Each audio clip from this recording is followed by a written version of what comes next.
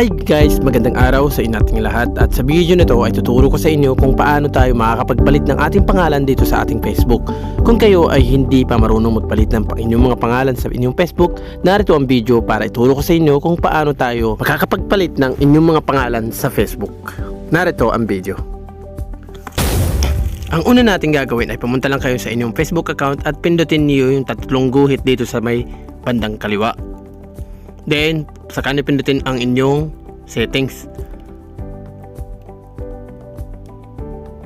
Settings yan. Then, settings ulit yung pindutin nyo. At dito, makikita nyo dito yung account center. Pindutin lang yan. And then, makikita nyo yung profile and personal details. Pindutin nyo lang yan. Kung dalawa kasi yung account ninyo na isang email lang, ay makikita nyo dyan. Halimbawa, ito, nakalagay meron tayong Instagram at meron tayong Facebook. So, ang unang papalitan natin dito ay ating Facebook account. Pindutin lang natin yung name.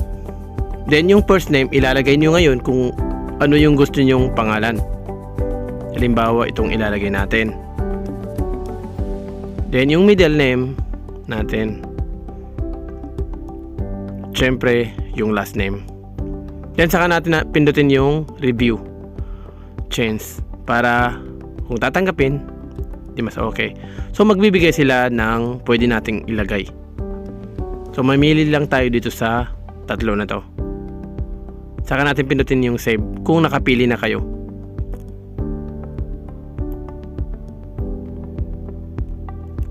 Na ngayon na napili na natin yung gusto nating ipalit, ay saka naman natin ito makikita itong new update successfully. So, ganun lang kasimple guys kung paano tayo makakapagpalit ng ating mga pangalan dito sa Facebook. Kung tuto kayo sa video na to, huwag kalimutan mag-subscribe at pindutin na rin yung ating bell button para ma-notify kayo sa mga susunod pa nating video. Maraming salamat guys sa inyong panonood.